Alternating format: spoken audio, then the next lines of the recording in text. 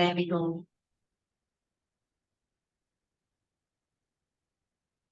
Let's see if I can view my gallery. Bear with me while I just do a little bit of these tech pieces here. There we go. So welcome, welcome, welcome. We are recording this session. I know, Purnima is going to be a little late, but the introduction part is like a refresher for some of us, and it might also be some new information or something that I might have dug up that you don't already know, about essential oils. So if I'm looking towards the right, it's because that's where you are on my screen. And I'm hoping you're seeing the slide that says content. Thanks, Radhika. You all can unmute yourselves as well. This is just a small group. And the reason I'm doing this again is my intention is to teach so I learn more. So it's a little selfish reason too. And it's also because, I spent some time studying, researching, putting this thing together. And so for me, it's like this energy has to continue to move and to flow to people who want to partake of it and then, share it forward. So what we're going to do is a really quick introduction to what essential oils are, how they work. Then, of course, safe ways to use them. I know, the group here is using the purer oils. So Radhika is using Young Living, we use doTERRA. So we know that these are oils that are certified safe, pure, and many of them can be ingested safely as well. Where we look at the categories of oils, 6 broad families of oils, and the effect that they have on mind and body. So this is not a deep dive, thesis on oils. This is a fun way of being able to say, okay, you know what, I have this, how do I match this oil with how I'm feeling? Or what's my, main dosha specifically? So this program was designed around the doshas because it fascinated me. And I would use a lot of exploring the doshas in the corporate space where I trained leaders. So we would look at how their doshas were affecting their leading of teams or their time of day, even their time management skills. So that's where my interest in the doshas came from. So we'll explore that. And of course, we play a little bit with blending. I tend to err on the side of being extremely safe. So my blending formulae are like the baseline is based on Robert Tisserand's recommendations. So he, of course, is the father of essential oil safety. And so I start there. But then I always go back to also the oil I'm using, which is, of course, doTERRA, and verify with the apps or the brochures or even the website to see, can I use this neat? Do I need to dilute it, et cetera, et cetera, et cetera. So this is how the next 2 hours or less will flow. And there'll be opportunity for you all to talk and to share and to explore the oils. So if you have oils with you, bring them. Yeah, let's just have some fun. So what is an essential oil? Now, I look at essential oils from, the yin perspective, being a specialist in yin yoga. So for me, from the Chinese medicine angle, the essential oil is the very essence, the jing of the plant. Jing is your, pure essence, the original essence that you were born with, that you come with. So in Aristotle's time, essential oils were actually called quintessential oils. Okay. Being absolutely inherent, and the life force of the plant. So when you distill or you extract the essential oil from the plant, you're actually freeing its spirit. So that's what I absolutely love. So when I'm using like my oils, there's a lot of respect. There's no like, there's so much respect for every drop because it is the lifeblood of that plant. It's given its, its soul to do what it can do for me, for my well-being, for your well-being. Yeah. Radhika, did you have a question? No, I'm good. Yeah. Yeah. So as you know, they're extracted from all parts of the plant, right? You can have it, you're either steam distilling or you're, cold pressing, extracting essential oils from all parts of the plant. So a lot of people challenge me and say, "Arey Baba, but I can have, mint leaves in my chai. or I can put lemongrass ka patta in my chai. Why do I need to do this? It's because it's 50 times more potent than the herb and more therapeutically potent at that.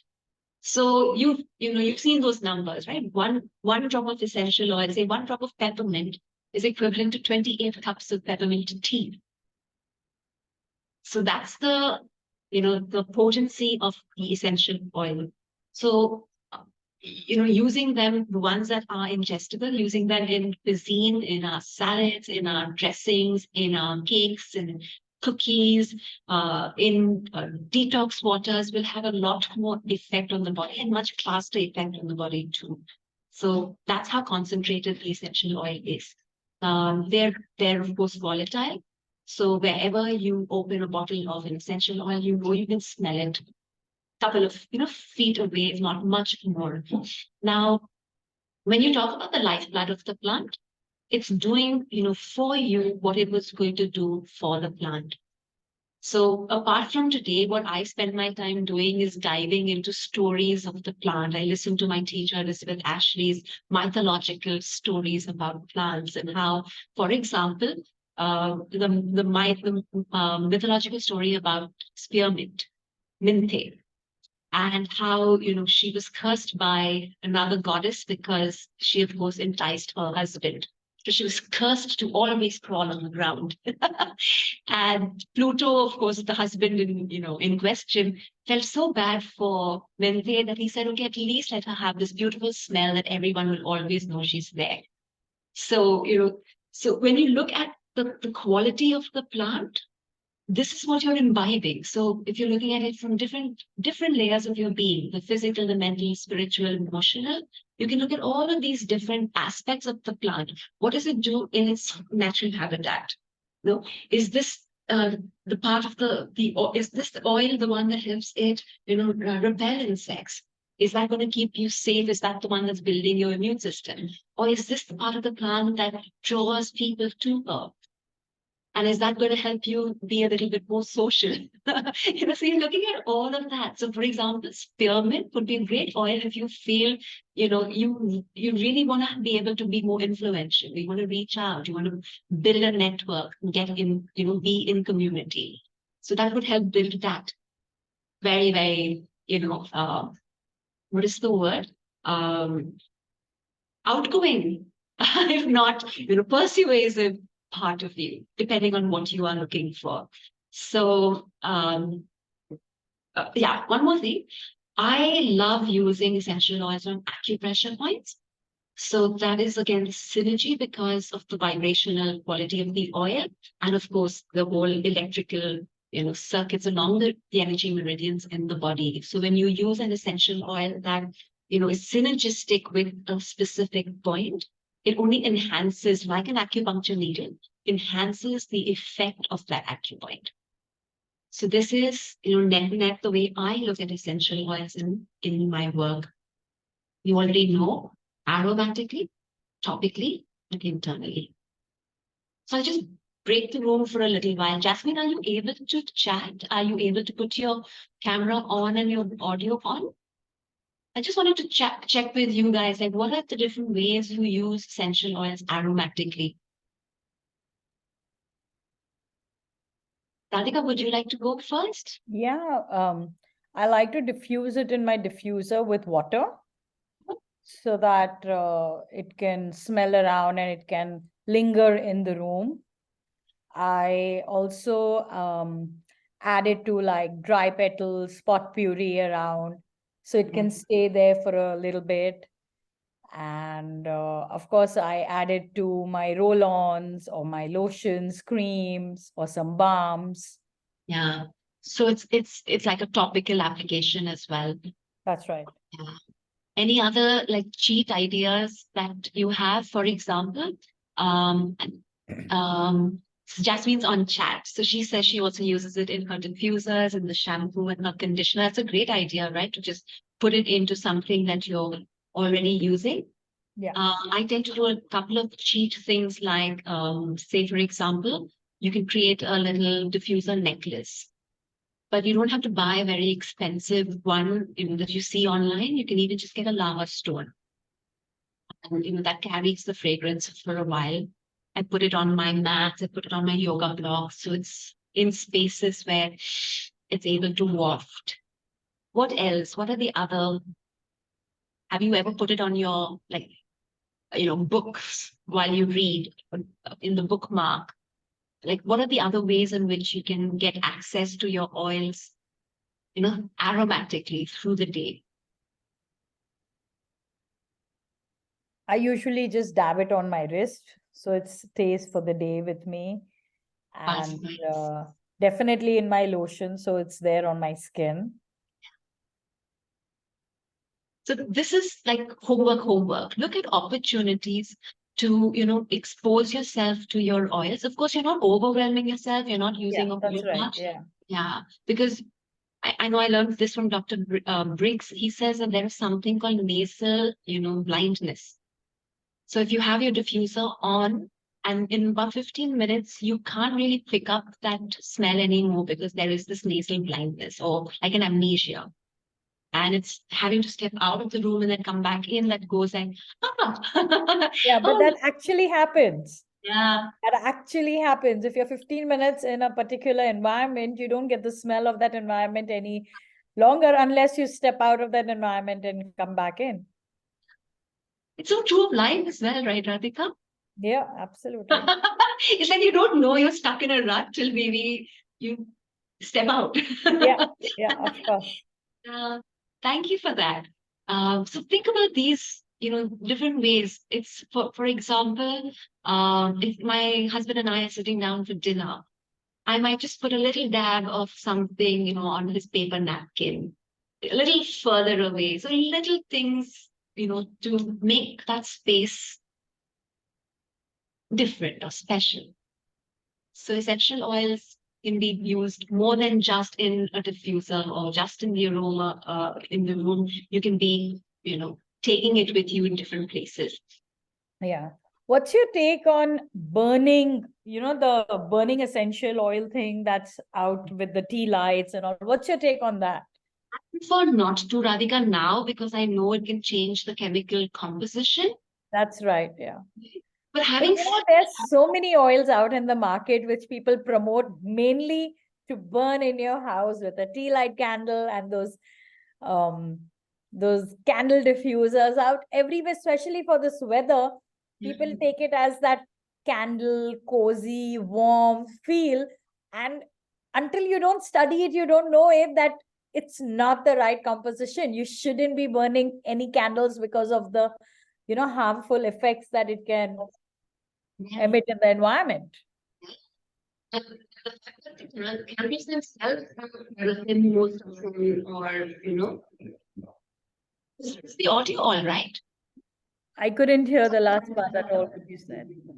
Especially since, again, the candles themselves are toxic. That's right. Yeah. Jasmine, jump in anytime, okay? I have my eye on the chat also, so I can, look at it. Having said that, people will say, Are Baba, but then you're also baking with your oil or you're also cooking with it. So, it does change the composition a bit, when you do apply the heat. But so that's again a little bit of a tussle that I have. I won't use the tea light kind of, diffuser, but I do love putting essential oils in my chai. And I'm guessing it's because it's right at the end, right? One drop. I agree. And I do the same. I don't mind using a drop of ginger in my chai, or, although we have the fresh ginger, but, when I'm traveling and I want like the nice masala chai to ward off my tiredness, I will use my essential oils. Yeah. I, I mean, I guess again, it's because it's just added at the end. You're not cooking unless you're baking at a high temperature, then you might not get as much of the oil. At the end, you might get more of just the flavor.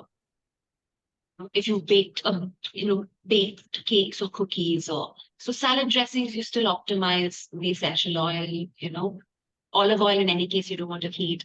Hi, Purnima. Welcome. Radhika, Jasmine, you and I are, we're just talking about like what are the various ways in which you use essential oils yourself, aromatically. What are your new ideas of aromatic, topical, and ingestible, practices? Are you able to hear me, Purnima? Yeah, I'm able to hear. I'm not able to put the camera. Something wrong. Yeah, I'll just join. Okay, and I'm watching the chat in case you need. You can always unmute and come back. So I'm sharing Okay. my screen, and Okay. again, I hope you can see the screen. Here we go. So we were here talking about again the various ways in which one uses, oils. Please also remember that in our group today, we're talking about, the oils we know are safe, pure, and, some of them, maybe not all of them. And again, in India, only a few of, the doTERRA ones specifically have been labeled as food oils. But if we go back to our US websites, the legends over there will say, okay, this is ingestible, that is ingestible. So you can keep referring back to the US source material on each of the oils you want to use to verify whether or not it can be taken internally. Having said that, remember that hot oils are really, really hot. So you might want to use like literally a toothpick amount of oil if you're taking it internally.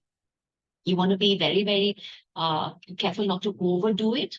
And what are the other things? Yeah, one more thing too that I always remember, I don't know if you already know this, is because essential oils do not typically mix in water. Okay. So again, people will challenge me and say, but then how do I drink it? So we're looking at the purity, of the oil, number one, that allows it or makes it safe for ingestion. Yes, it might not completely mix in the water, so you'll still find, some of it on the surface. It might still, hit your throat or your mouth first. And the water tends to drive an essential oil in deeper.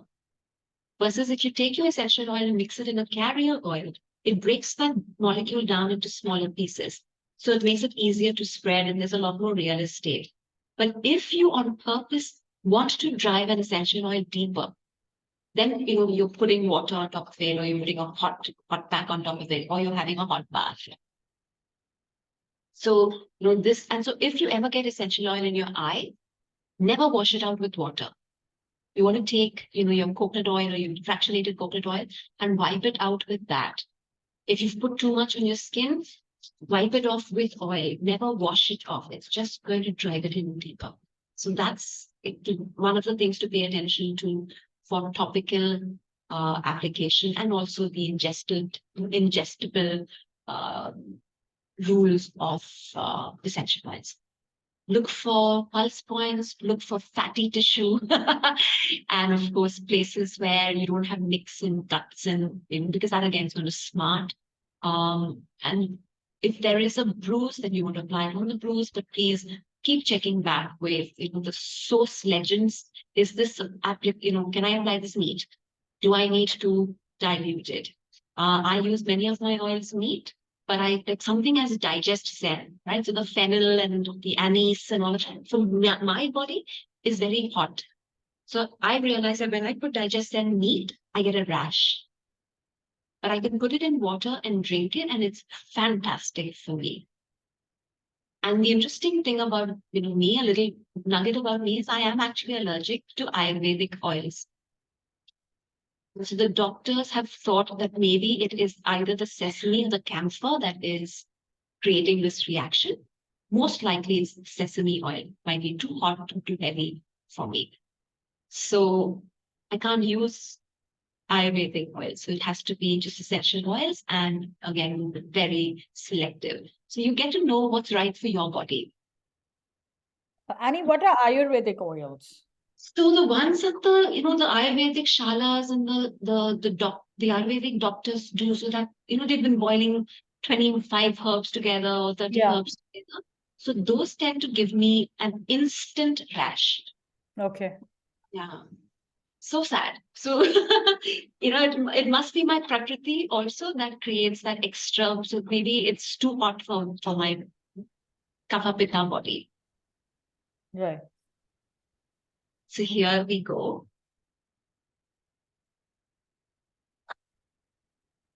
Now, as I was saying in the beginning, how, and I won't spend too much time on this, just again a reminder because all of you already know this stuff. Now, you're typically looking at the essential oil to support the oxygenation of the cells.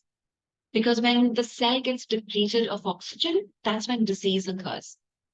And sometimes with the whole toxicity that's building up, the cell walls get harder and harder and harder, which is what makes an essential oil so much better a choice because it can permeate the cell wall and oxygenate the cell and help the nutrients move in and remove the toxins out. It also has the ability to attach itself onto neurotransmitters and then have the cells receive all of those great chemical messengers into them. So you take, for example, the GABA linalool in lavender. That's how it works to just soothe the nervous system because it's working with the neurotransmitters on the cell. And these are amazing amazing, what is the word, molecules, because there is no side effect. There can be, contraindications for certain oils if you're on medication or if you have certain issues with, blood clotting or diabetes, certain things like that. Certain chemical components that make up an essential oil do not agree or do not are contraindicated for people with those issues. So you keep looking back again on your material, and we're not getting into chemistry today, but look at the chemistry and the chemical makeup of your oils. Now, the best way to access an essential oil is by smelling it. So even before I use it topically, I'm making a point to give myself a little whiff. So in 22 seconds, it's hit the brain because your blood-brain barrier is literally the thinnest where your nostrils, the back of the nostrils there, that whole area of the body is very easy to access when you breathe in the essential oil. And again, the molecules are so small that they're able to pass through the blood-brain barrier and affect mood first. And then, of course, in 2 minutes, it's in the bloodstream, and in 20 minutes, it's all over the body, this essential oil molecule. Another thing to remember is secondary way in which you have the essential oil dispersing into the body is through the lungs. So it's kind of getting into all of the tissues here and then the bloodstream. 700 square feet of lung versus, I think, 20 square feet of skin. So your lungs really have immense capacity to be able to affect the body just by inhaling an essential oil. Topical application, as I already said, please be very gentle, be careful. You don't need much. 1 drop is enough. Less is always more. What else do I want to say?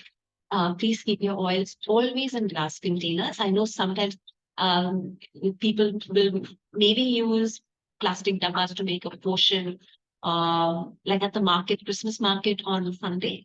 I'm picking up these little Christmas baubles and filling it with Epsom salt and putting a couple of essential oils.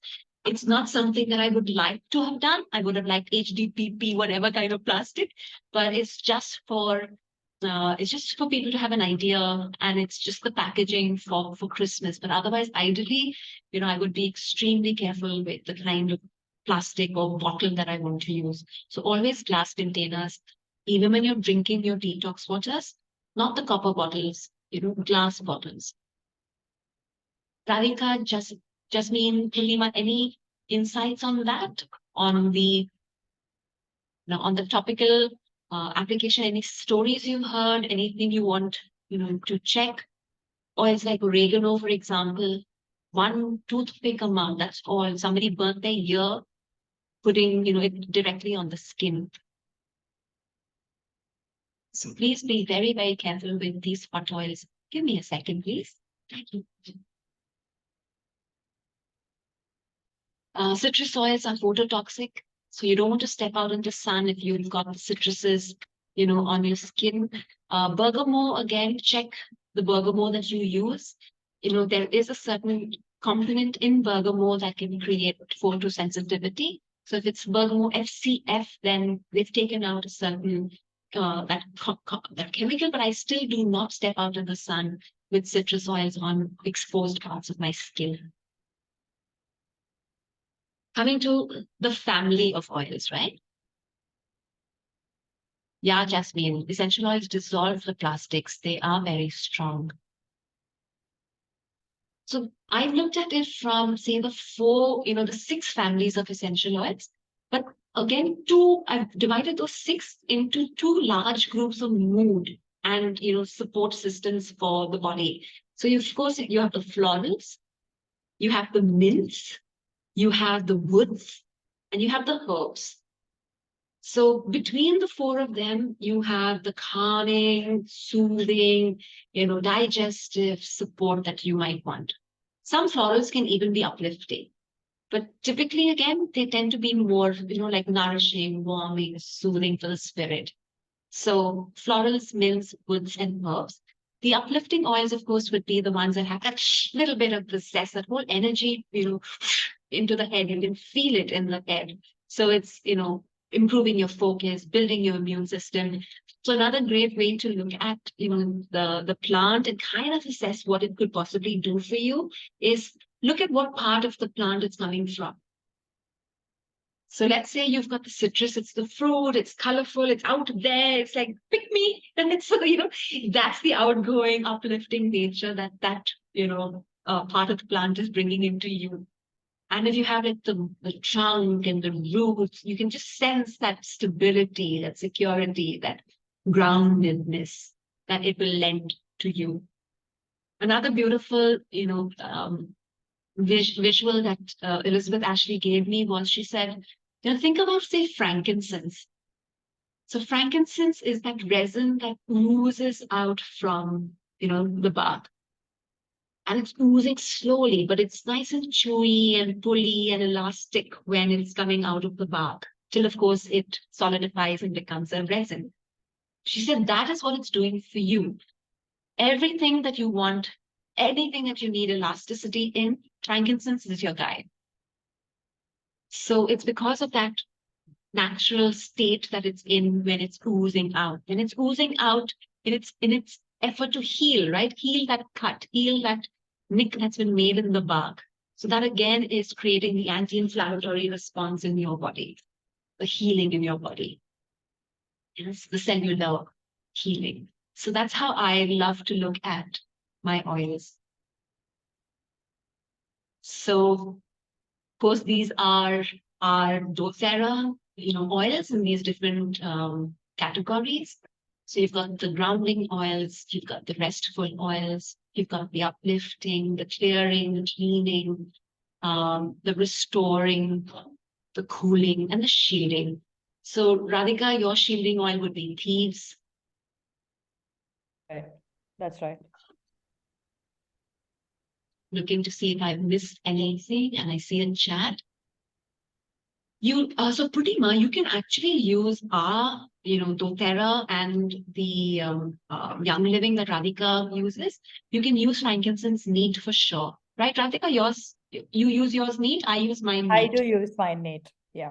Yeah, because frankincense is so pure, Purima.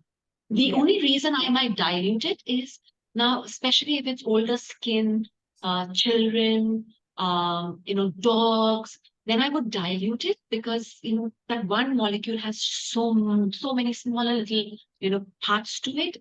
So dilute it so then you get a little of that. And that goes a long way too. Okay. I got it. Yeah, and also, Purnima, it's a good thing to dilute because let's say you've applied it. Now, because you diluted it, you're getting a lot more, spread, Okay.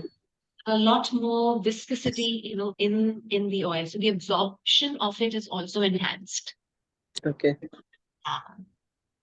Thank you for that. Good question. Yeah. Now for the topic we were interested in. How many of you got to take your dosha quiz? Have you all done your dosha quiz yet, or do you need some time? No, I've done it. Yeah. Radhika, you done yours? Purnima? Yeah, it was Vata. Both? The mind, Vata. the mind and the body were Vata? Not mind, body. I don't know. I did that entire survey. It gave me result Vata. I didn't understand. That's what. Oh, Jasmine. Got the mind as so they've given me different percentage. So I will Yeah. give you the highest percentage that I have got. Yeah. And So they also give it to you for the mind and for the body. that's right. I've got both of them. Yeah. See, for the mind, I think mind must be pitta only because I get very quickly, like anxious and also I'm just thinking it must be pitta. I don't know. Let me know when you, because when you take that test, you'll get two responses. Okay, okay, And they'll give you like the varying percentage of what each of them is, and then you'll know which your predominant, dosha is. And Jasmine, you are an Ayurvedic specialist, right? Yeah. So, Jasmine, I'm sure you already know. This quiz is more like, like a nice light way of taking like a Cosmo quiz and saying, okay, what is my predominant property? What is my disposition? And from what they mind must be also like vata pitta only. Definitely not kapha. That is something I know that. okay. Hmm. So keep these in mind. Keep these in mind as we go through the next couple of slides. And I Okay, know for Jasmine, she'll know much more because she's gone deep into Ayurveda. I'm okay.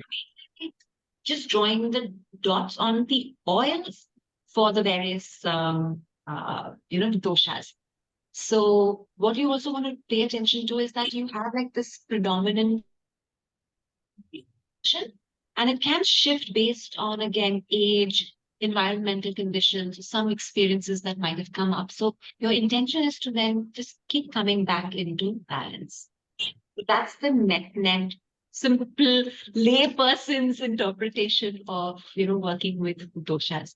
So if you feel you have a pitta mind where so pitta is more hot. We'll come to all of these on the slides. You also have it in the PDF. So let me go back to our slide. I know the most important piece here would be the research from which oils work, which dosha. There you are. Okay. Before we go into each individually, I want us to also remember, I know some of you know this already. I look at it differently from the, yin perspective from TCM because we have slightly different elements in TCM. And our time of the day is divided into these 12 meridian, chunks. Whereas in Ayurveda, your time of day is divided amongst these three doshas. And it comes around again. And so, for example, let's start in the morning. So 6 in the morning to 10 is your kapha time. So the recommendation is to actually wake up before you hit kapha to be able to leverage or so that you're not feeling, like you're heavy and unable to wake up. The minute you wake up later and you wake up in kapha time, there is a tendency to feel a little bit more lethargic.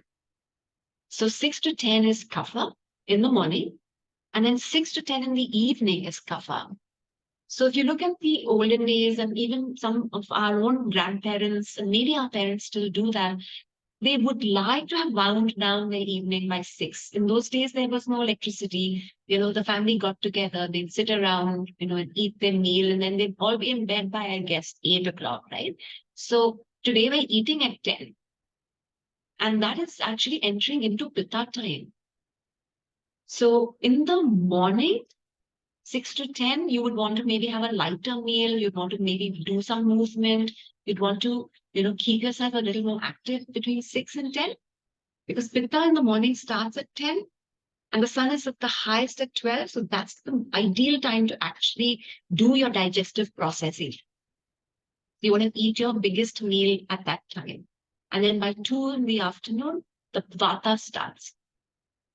So if you look at it on the flip side of the clock, by 10 in the evening, you want to have stopped all your eating because you're getting the second round of pitta coming up where your body is now trying to digest and, use whatever material you've given it during the day. So if it's overtaxed, you're going to find yourself waking up in the middle of the night. You're going to feel discomfort. You might have hot flushes if you're, perimenopausal, menopausal. There's a lot that will happen if your digestive system's not supported at that time of the day. So 6 to 10 in the morning, 10 to 2 in the morning, and then the reverse happens 10 in the evening, 6 in the evening onward. Vata, this is something that was really interesting for me. Vata actually starts at 2 in the afternoon. And I would always feel sleepy in the afternoon, but they say that this is your most creative time. That this is the time to actually do the brainstorming and to, get a lot of work done because 2 to 6 is Vata. Vata is like the idea generating, energy. So I realized that my Vata doesn't happen because I'm overly covered through the day. I'm eating like one bada khana, lots of chawal. It just, and my digestive system is compromised, and so I wasn't digesting it. So this kind of put a lot of perspective into how I want to manage my day, how I want to manage my time. The interesting thing about Vata on the flip side of the clock is that between 2 and 6 in the morning, that's when they believe, the veil is lifted between the two worlds. Great time for meditation, a great time for deep introspection, for connecting spiritually, and, the whole time of the divine. So I don't know how you want to use this or how you want to, start looking at making shifts in your day. But this is something that I thought would be a nice thing to keep in mind for us. Jasmine, any insights here? Anything you want to add? Anything you've noticed about the Ayurveda clock? Radhika? Purnima, anything you guys want to point out? All okay here? Yeah, so Jasmine said that this is really important for body and mind balance to really pay attention to, and I know that you even have this in the season. It's not just in the day. You can extrapolate it to the season and you can like Vata season. Jasmine, we're in Vata season right now, right? Where there's a lot of lightness and then the cold and the winter is more Vata. In Yin, it's slightly different because we have 5 different chunks of season based on the elements that we look at. So here we go.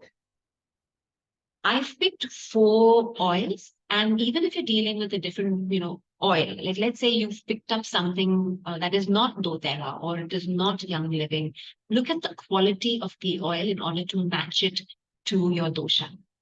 So net, I've called this workshop the expressions of the doshas because, the expression of the dosha is of Vata is that of movement.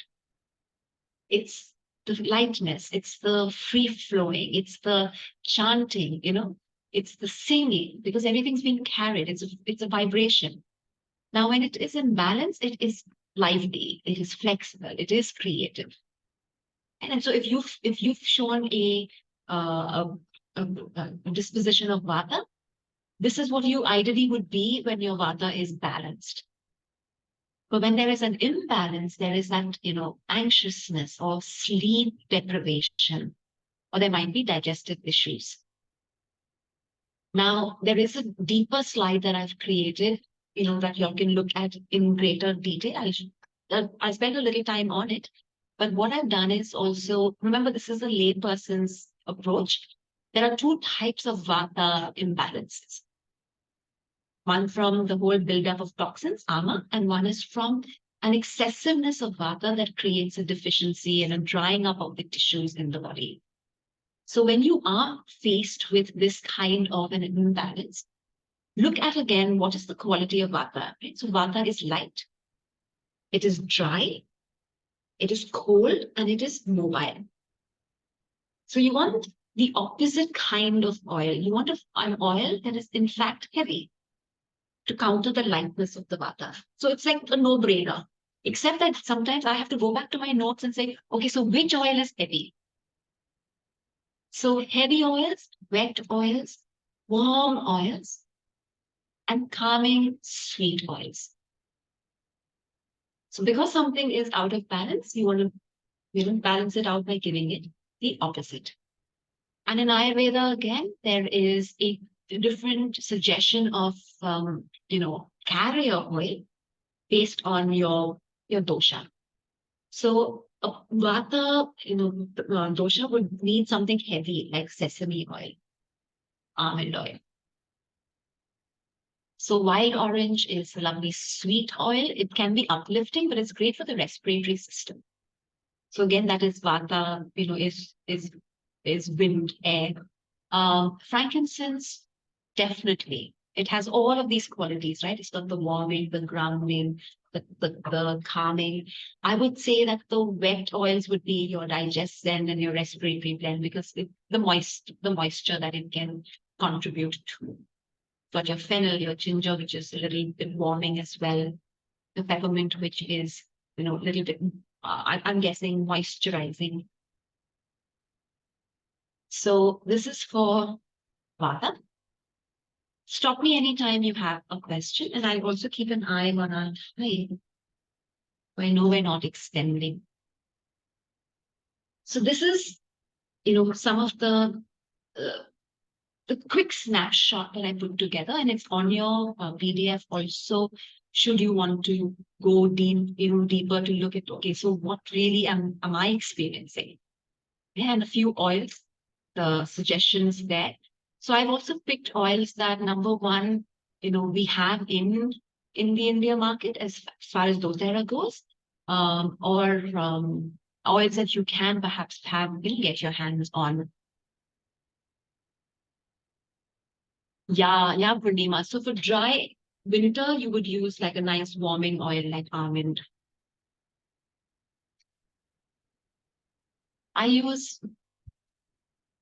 For me, coconut oil kind of just works the best because it's just I like the way it absorbs into my skin. And again, these are, it's not like one size fits all. So you would definitely be exploring and testing for your own body what feels right. Like I was saying to you all, right, sesame oil might be too hot for me, so I don't go near it. In fact, even when I'm cooking with sesame, I try and see not to put too much in because I think that might be the one that aggravates my body. So as I was saying, there are two types of vata imbalances. The one where you want to remove and flush and clean and cleanse the system, right from like the whole blood and the digestive system. So there are oils there that you want to focus on. So you've got your cinnamon, the turmeric, the coriander, the frankincense to purify the blood. Then, of course, you want the ones like, the spices, and juniper berry, great for detoxing the body. So if you have juniper berry, that's a great one to flush out anything in the body, including like uric acid. Then you might need to break a sweat. So you want to have, oils like eucalyptus or ginger, lemongrass, the warming oils there. Maybe you've got a lot of pain, gas. Maybe your nervous system's out of whack. So, pick the calming, warming oil, pick lavender, sandalwood. And some of us might even have a propensity to a certain oil. Some people have memories that do not help, that don't encourage them to use, say, eucalyptus. It might remind them of, Vicks Vapor Rub or being really sick when they were little. I don't like lavender too much. It reminds me of some old aunties that used to pinch my cheeks. So for me, I have to find, oils that actually make me feel good. The drying skin that you were talking about, Purnima, could be where the vata is so high that it's overly drying out to the body, right? So you need things that are moisturizing. So your frankincense would be a great oil because it breathes and lives elasticity. Now, certain oils, you want to also not take too much of it if there's a very intense vata condition, because then you're creating even more, imbalanced. So that's in a box over here for you, because stimulants, can be used, but not if there is complete, inflammation of the mucous membranes or complete drying of the mucous membranes. Then you want to be careful not to use too much of say, an oil like eucalyptus or the spicy hot oils. All okay for Vata so far? Even from this list, maybe if you want a couple of minutes, just pick a couple of oils that you feel are calling to you. Just a few oils. Maybe you have those oils. So then you can say, I have these. Let's see, I can use this. Maybe, maybe you have ginger and you can think of maybe using it in your chai, this evening.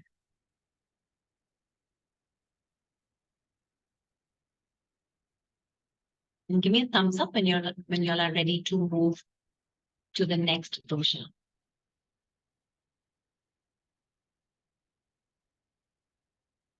Also look at my notes to make sure I've covered everything for you on Vata.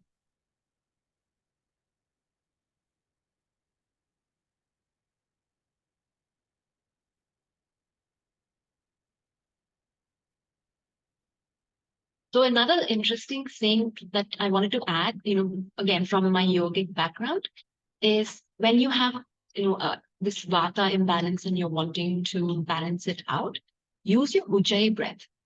So Ujjayi breath is the victor's breath or the ocean's breath, and you can use it with your respiratory blend. So you take your blend, for example, I'm using balance because my breathe blend is outside. Take a bit of that, rub it between your hands. Take a little bit in. Now, if you're feeling like the heaviness in the top of the head, of course, breathe it through the nose. If you're feeling the congestion here in the chest, do a little bit of a hookah. So it goes straight into the lungs from the mouth. And then you can start doing the breath work. So you've got, access to the oil, and then you're doing your Ujjayi breath, which is great to balance out the Vata. What else did I want to tell you? You can even do the yogic breath, the 3-part breathing for Vata. So mandarin or your wild orange, great to support not just the adrenals, but also your respiration. So you can apply some of it here. You can apply your respiratory blend directly or dilute it on the lungs. And then you're doing the yogic breath. Inhale, exhale, 3-part breathing. One more thing I wanted to show you here, in case you have, when you go back, remember to balance out your Vata, do your grounding practices. Maybe you want to go and do some earthing. Maybe you want to do some, dancing or some drumming or some chanting. So basically, it's like a root chakra activity where you're drawing the energy from up that's all over the place, down. Pitta. Hands up, whoever's pitta. my mom says I have too much pitta. And one is not better than the other, one is not terrible. We actually need a balance of all, right? Radhika, did you have something on your mind? My question was, we are talking about the 3 doshas, but as per the quiz, it gave us a different dosha for mind and a different one for body. So how do we do whatever we need to do depending on the dosha for the mind or for the body? Good question. So when I would look at, say, what's going on in my mind, say I am predominantly Vata in the mind, I would use an oil, of course, to support the mind. I would use, essential oils for mood, for grounding, for thought, to focus, to center myself. But if there was Vata in the body, which is perhaps my digestive issue is all whack, maybe my respiratory system's all whack, then I would use my oils there. Okay. I might use an oil to calm my Pitta mind if I had a Pitta mind and a Vata body. So accordingly, one would be an inhale, to get into, say, the mood, and one would be an application or an ingestion for the body. Maybe Okay. I would apply something on my feet. So Yeah. even if there's vata here, I can put my oil on the bottoms of my feet to draw that energy down. Okay. A great question. Because when I took the survey, also I was confused. In general, people will just say you are Vata or your Pitta or your Kapha or your 70-30 or 60-40. But this was the first time I came to know that mind, you would have a different dosha, and body, you would have a different dosha. And then I was like, okay, so how do you align the oil Yeah. according to which dosha and for what reason? For your mind or for your body? And I guess pick the one also that's feeling the most imbalanced. And you notice, right? I mean, if your digestive system's crazy, you're ruminating, you're wild when you're thinking. And this quiz and this my learning of Ayurveda, my Ayurveda for dummies, is from Sahara Rose. So Yeah. she's got like her book is really lovely, it's very nice and Yeah. easy. Yeah. So when it comes to Pitta, of course, you're looking at, your metabolism, you're looking at transformation, you're looking at that whole assimilation of, your digestive powers. So when you're balanced, you're doing that. You're like sharp, you're decisive, you've got a lot of energy versus, when you're not. So when there is too much pitta, when there's an excess amount of heat, there is that tendency to also be hot, hot-headed or hot, under the collar, or to be feeling like the burning and stuff in the gut. So the expression of the pitta would be to do a little bit more cooling practices, a little bit more gratitude practices, a little bit more soulful, restorative practice. The breath, I think for us here, we would do like the Nadi Shodhana, the alternate nostril breathing. Yeah. I would take frankincense for this, do the alternate nostril breathing. I might do the humming bee breath. I can also do humming bee for Vata. And I would do the cooling breath, like the Sheetkali or the Shitkari, depending on the season. So that's the cooling breaths that I would do. Boils, now because Pitta is hot, it is wet, you want to treat it with cooling, drying oils. Some of the flowery, sweet, oils can also help. Light carrier oil. So you want a coconut oil or a sunflower oil. I've never used sunflower on my body as a carrier, and I've never tried it. Yeah, you can put lavender oil. So, interesting question, Purnima. Now, say you don't like the lavender oil. I don't like lavender. I can put it on my feet instead of breathing it in or applying it too close to my nostrils. But the Okay. thing is that because you have, because the essential oils are volatile and they dilute themselves and they get absorbed in the system so fast, you might even Okay. be tasted even if you put it on your feet. Okay. So lavender can be put on taster also. You can actually, yeah, you can our lavender oil you can ingest. Okay. Okay.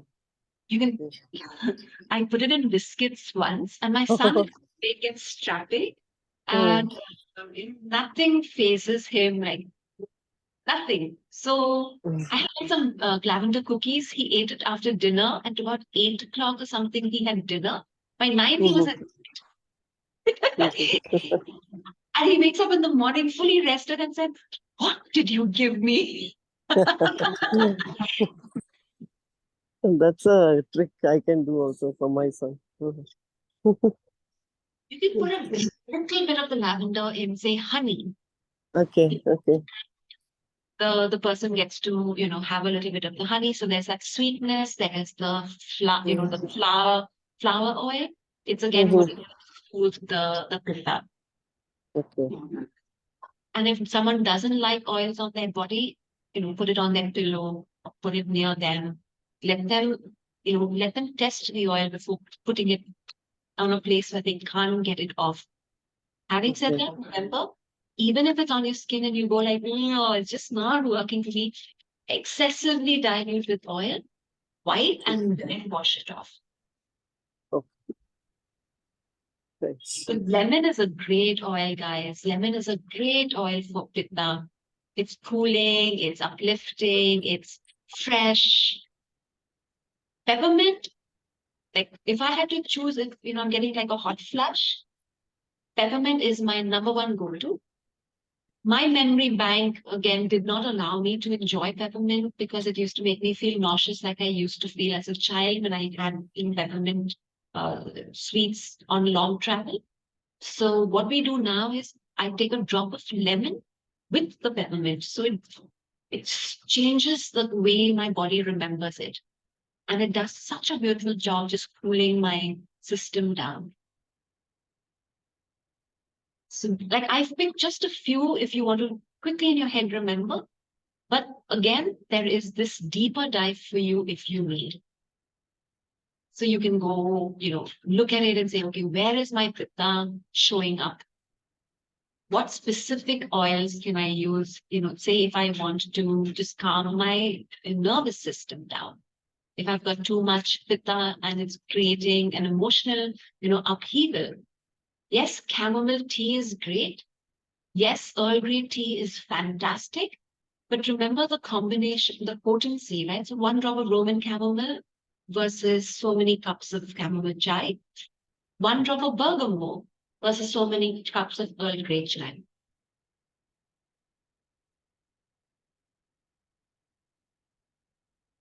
The tendency to, anger because of the congestion in the liver, that all of this is your pitta, right? So you want to have, if you're ever working with the oil, helichrysum or immortel or everlasting, it's got 3 names. Now, it can be extremely emotionally challenging. It's like if you're doing a lot of shadow work, prepare your client or prepare yourself when you're using helichrysum. It is for the wound that never heals. So it can have deep emotional,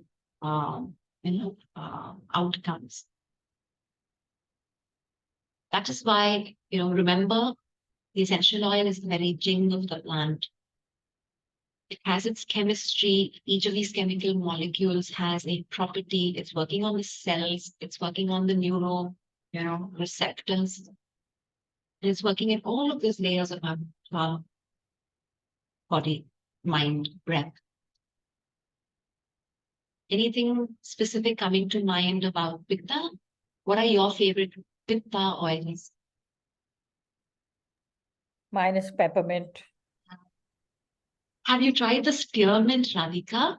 I have, but the way I associate peppermint, I cannot associate spearmint in the same way.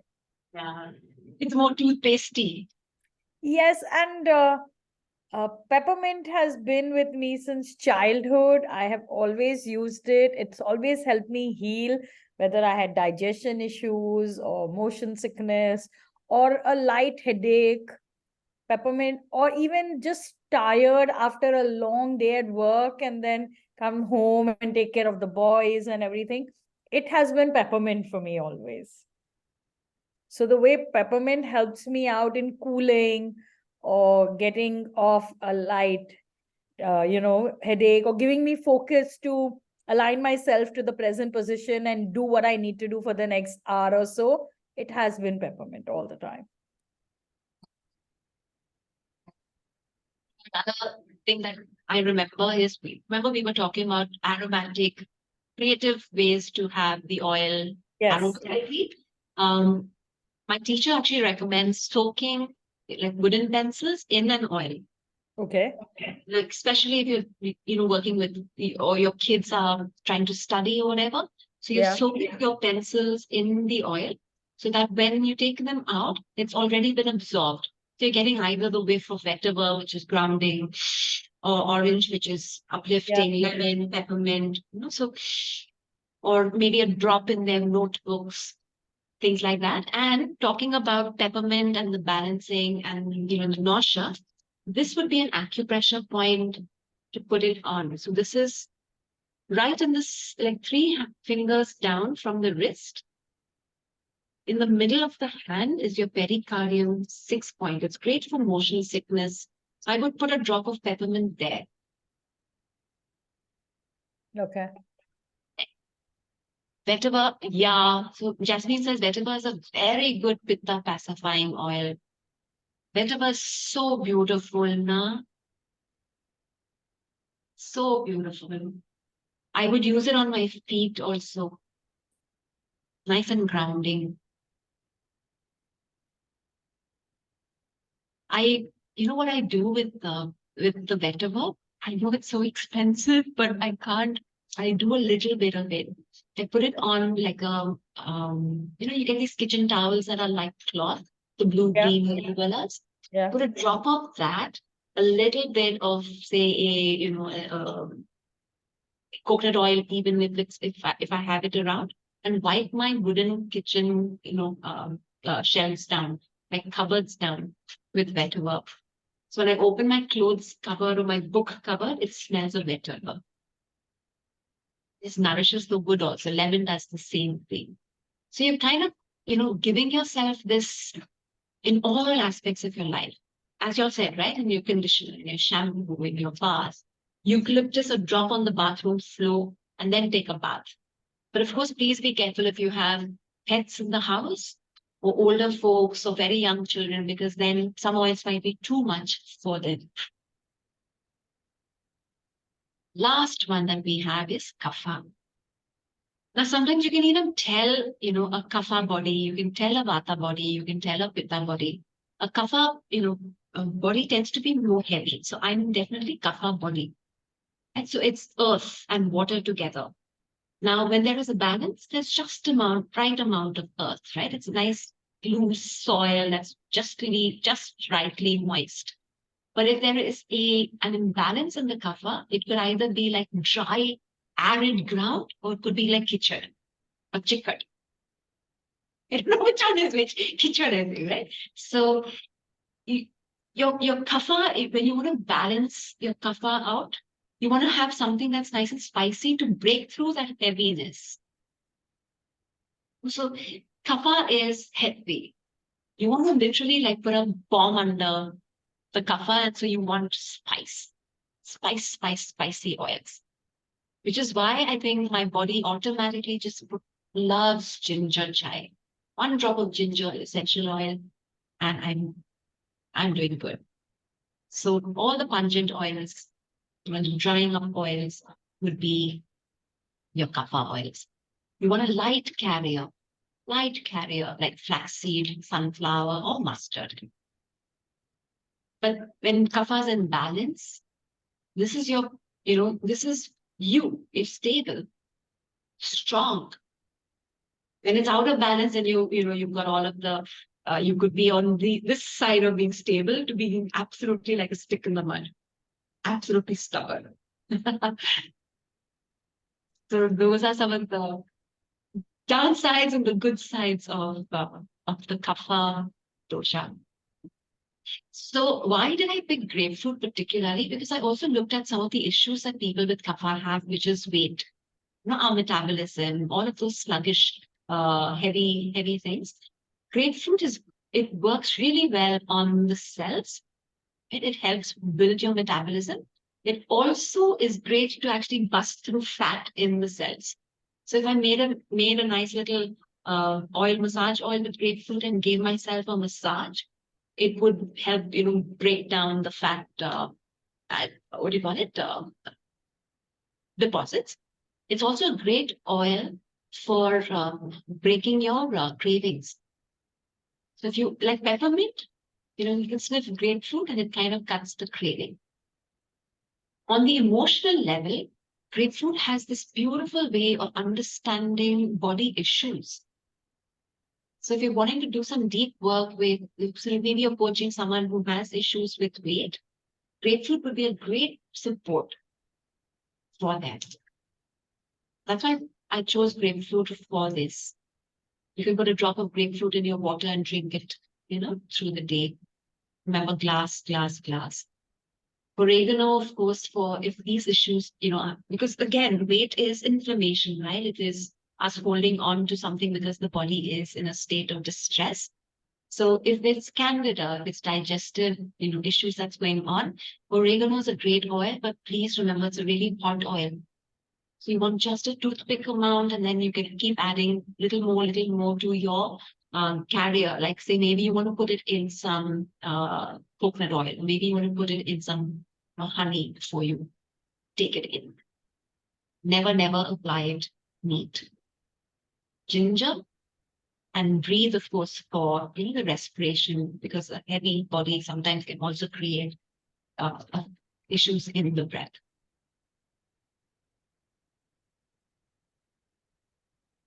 Keep thinking about what calls to you. Are you go back to the 6 oil families? Like, are you looking for, do you feel sluggish, lethargic? What do you need? Something to lift the mind or lift the body.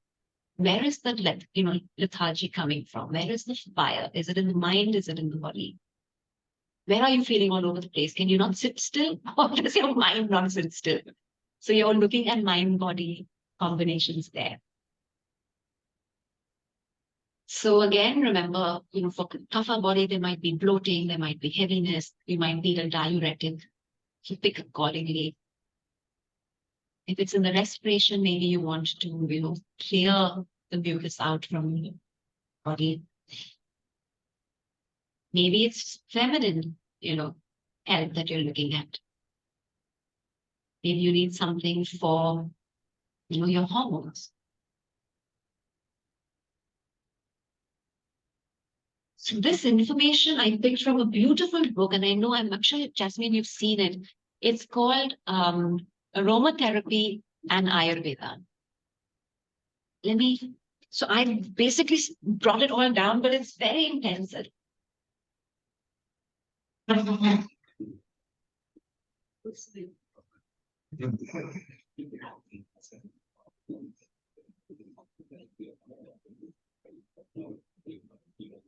It's a lovely book for those of you who want to go deeper. Who is it by? It is by Dr. Light Miller and Dr. Brian Miller. They cover everything, monographs on each of the oils, marma points, different diseases, skin care. Just lovely study material for us.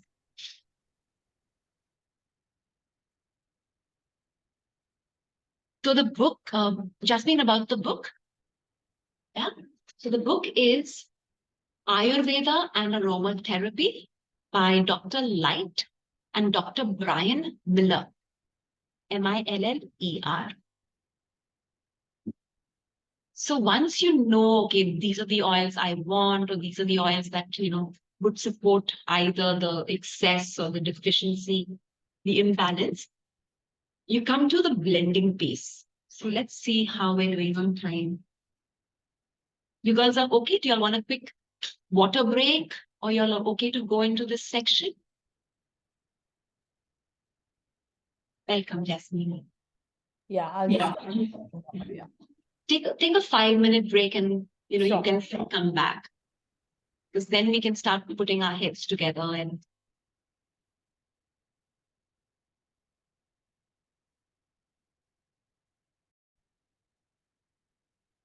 now for the fun part, guys. So this is how I've learned to blend. I'm happy, for us to share ideas of how we would blend. If you're even, looking to blend now with oils that you might have, we can talk about the blend we've chosen. So we'll see how the next half an hour goes, right?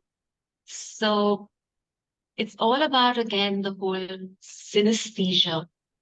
So you want to be able to blend so you can smell, taste, hear, everything with the oil. It's not just the fragrance, but it's also knowing that each of them arrive into your awareness at different times, depending on whether it's a lighter oil or a thicker oil.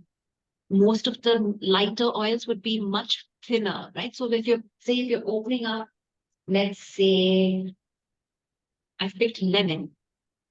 So if you If you even try and like pour lemon into your palm, you'll see that it comes out much faster than if you take an oil like vetiver is like really, really thick. So this gives you an idea also of how, how soon the oil is going to hit your brain. So the thinner the oil, the higher the note.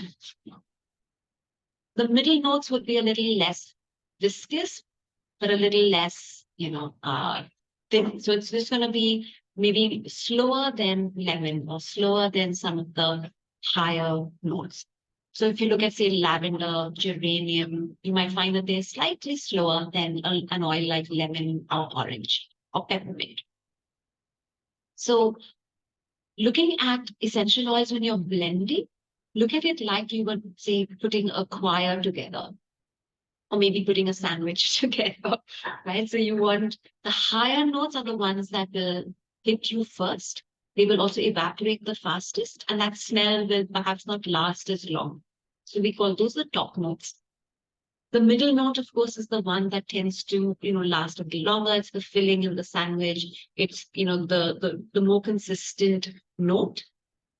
But the ones that will come last and perhaps also hold everything together are your base notes. The more grounding oils, the more spice oils, the more wood oils. So when you're creating your blend, also look back on and say, what do you need? You're balancing Vata mind and Pitta body. So then what do you want? Do you want a warming oil for that? And you want a grounding oil for this? Or you want to cool the body? You want to warm the mind? So you're going to find an oil that will do both for you and then say, maybe I want to put a spice, but I also want a citrus. And which of the two citruses and spices would go together? I like to blend on a tissue paper, or just like strips of like blotting paper. And then see how the blend actually lasts or stays, how it feels. And then I make myself, a little gel jar. I don't go more than say like 20 ml jars at a time because again, you don't want the oils to just sit there and do nothing. Unless like my digestion is always diluted and kept because I am working on my digestive health as a course. And my dog is also. So she's got her heavily diluted bottle. She knows her bottle. So she comes all ready to have a little bit rubbed on her belly. Right? So if you're making your oils, small amounts is enough. Otherwise, just maybe add a drop in the shower when you're ready to use your shampoo and your conditioner. So this would be an ideal, but of course, remember, play with it. And I try not to go to recipes, like ready recipes. I use ready recipes as inspiration and sometimes as guide points. But I also look to say, okay, do I really want to use wintergreen? I don't know. Maybe it's not one of my favorites. Do I want to sub out a certain oil? So 60% of your oil would be the base oil to be able to lock the other fragrances in. 30% would be your middle oil and 10% would be your top. Now, as a habit, unless of course I'm using doTERRA for roll-ons, I might add a few more drops because I know that some of these oils are really safe. I can go into higher, percentages. But net, I like to stay at a 1%. Especially if I'm using the oils therapeutically with people who, are testing the oil out for themselves for the first time. So this is Robert Disseran's math. At 1% dilution, it is 2 drops of essential oil to 10 ml of a carrier. 2 drops to 10 ml, 4 drops to 20 ml. And of course, he's done it in 100 ml, but I brought it down to your quick roll-ons or your quick small little jam jars. And someone might say, but that's so little. Enough. You don't need more. You really don't need. So say I was doing, frankincense, cypress, and lavender. I might do frankincense because it is my base. I might add 4 of those in a 20 ml jar, maybe 2 of cypress and 2 of lavender. Or I could even go 4-4-4. It just depends on the blend you want. But you don't want to go, you don't want to have an excessive amount of oils in your blend either. So not more than, I think, 50 drops per 100 ml of oils altogether. But that again is a lot of oil.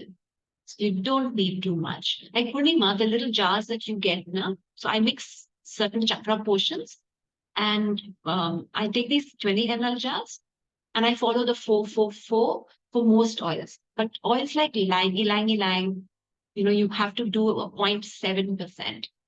Jasmine is a 0.8%. Helichrysum is a 0.5% because these are again, very, very strong oils or very, very sensitive oils. So it would be like if I was using jasmine in a 20 ml jar, if I have 4 drops of lavender, I would put 2 drops of jasmine or 1 drop of jasmine because jasmine is really strong.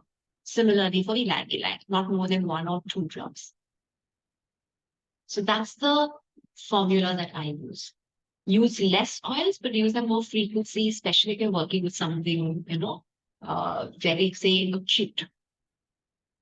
If it's a burn, you can put lavender directly on the burn. Directly, no carrier oil, directly lavender, and it'll help.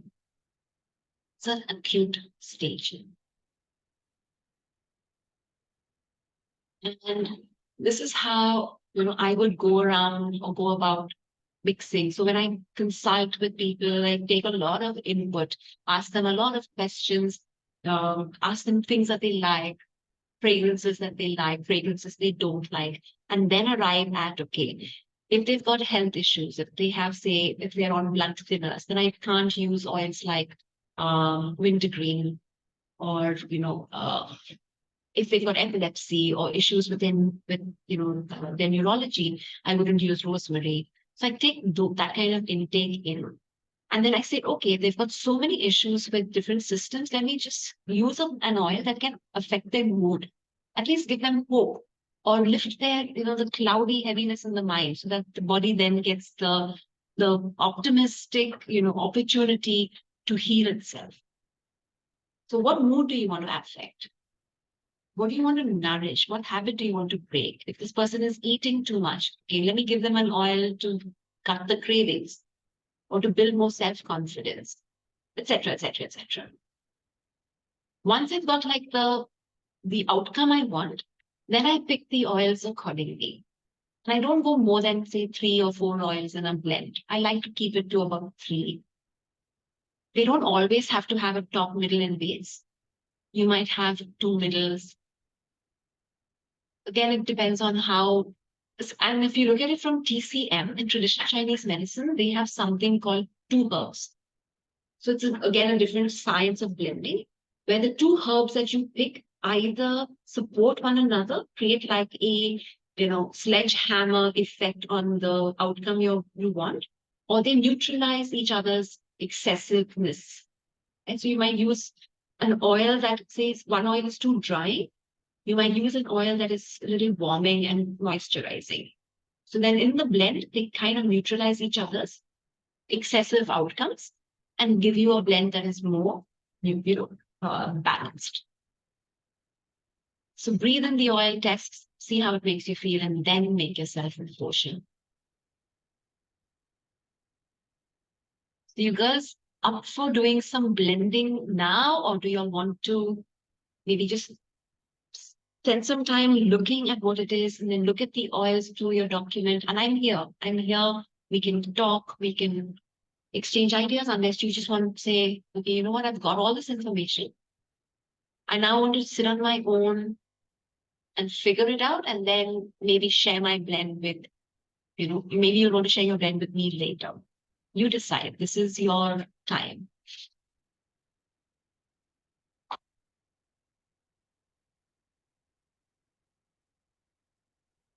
I know it's a lot of information.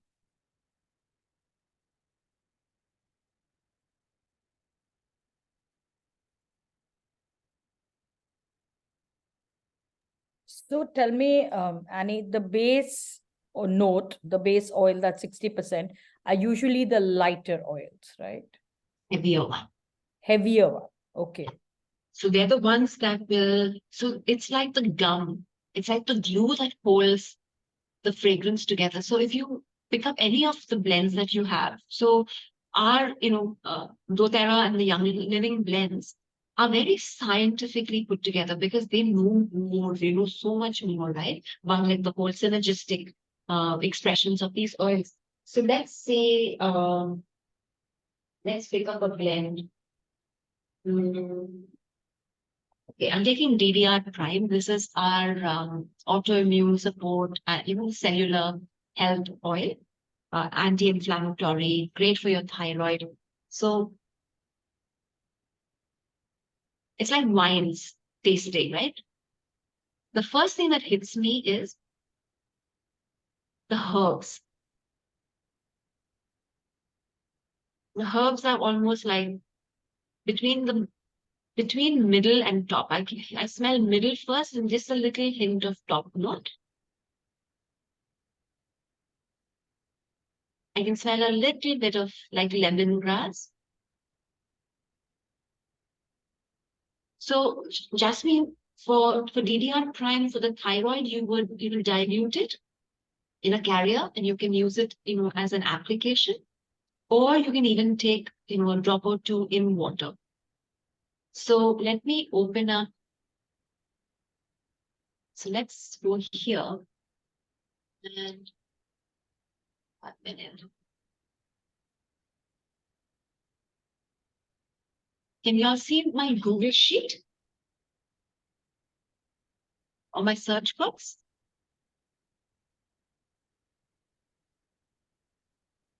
Yes.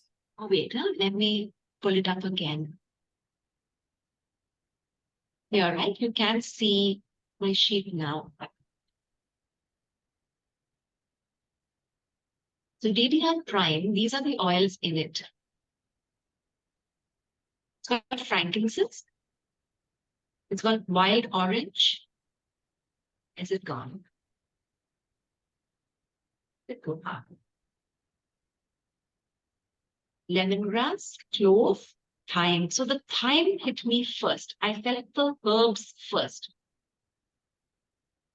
Then I could smell a little bit of the lemongrass. The frankincense will hit me last, if at all. The frankincense is holding all of this together. See, the neoli is like tea tree. So those were the two main smells that my body picked up. But it's got the wild orange. It's also got, lemongrass, which is your more citrusy kind of family. But for me, that was somewhere in the background. So the theory is that your body will also smell what it needs most first.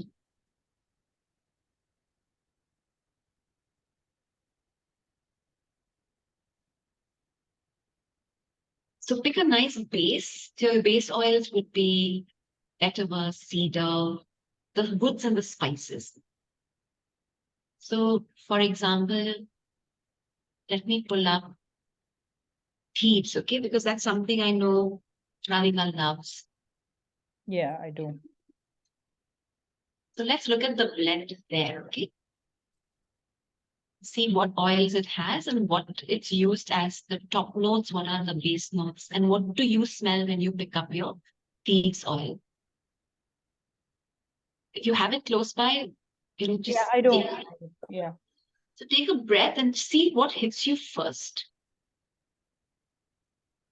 And similarly, Purnima and Jasmine, pick up any of your favorite blends and see what hits you first. Clove and cinnamon. So although it's spice, and spice tends to be more of the base note, it's also got that light hint of a middle note and that little bit of that volatility that opens up the senses, right? So you're smelling the clove, the spices. Did you smell the eucalyptus? I did, and the lemon. And then I could smell the rosemary in the end. So rosemary might be more of your top base, so much more, it would be more like a middle note, but a heavier middle note. So you're blending on different, so people blend differently. Some Okay. people blend on, let's say, just say if you're making a perfume, maybe you're making a Vata perfume. Now, so you would be mixing it in a little bit of, witch hazel or a little bit of alcohol spirit, just to give you your cologne kind of feel. And then you say, I want the perfume to last. So what can I use to fix it? Natural fixer. So if you look at perfumes, if you look at Chanel #5, if you look at all of those, you'll see the chemistry and the botanical names being used for like frankincense, cedar, musk, which is again, so many of your wood oils. Then you might smell some of the furs. And then you'll see that they've actually created this synergistic blend of notes. Some people look at it from saying, okay, you know what? I need a mood uplifter. I need a grounder. I need, all the spices for immunity, or I need all the spices for digestive ease. So if you look at any of the blends, they might not all have top, middle, and base. They might have more of the middles where all the herbs were called into play.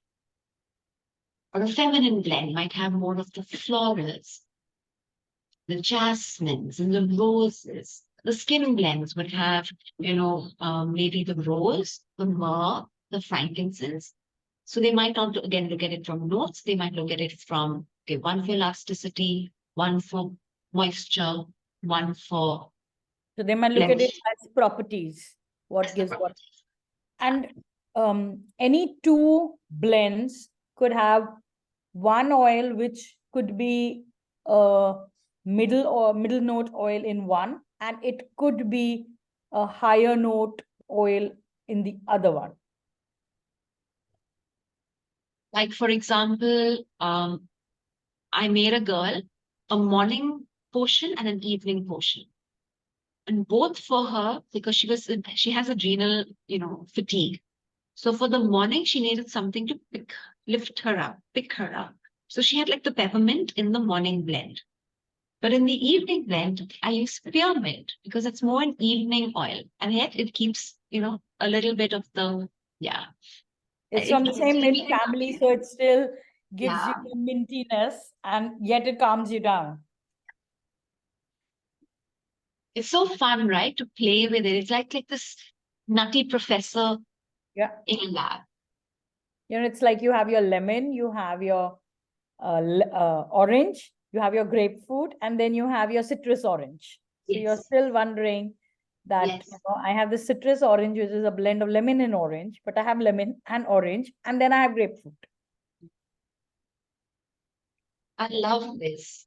And it's experimental, you see what, like for sleep, for example, lavender is not my oil. Neroli is my oil. I love neroli for sleep, just to soothe my nerves.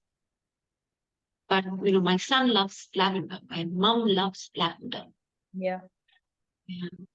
So if you had to sleep with someone who likes an oil different from you, I don't know I don't have a solution for that.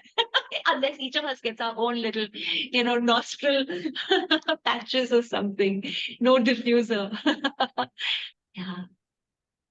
But thank you, girls. Thank you for, like allowing me to share, because for me, questions like this, your sharing your ideas, just opens this space up so much more to learning. Yeah. So, sit with your dosha quiz. If if Jasmine, maybe you're going to go deeper into, your prakriti, and then pick the oils that you want to create in your blend. Make your roll on if you want, or, diffuse it, or put it in spaces where you are. And let me know. I mean, we are on the group, we can keep that group open for a couple of days for you to maybe bounce ideas off each other, share what you created. The space is yours. Treat it the way that you like. Share as much as you want. Don't share if you don't want. You can always also check with me privately. That's fine. And keep in touch, everyone. Thank you. All right, Annie. Thank you so much. Lovely session. Thank you. Bless you all. Yeah. Bye. Thank you, Jasmine. Bless you too. Bye, Purnima.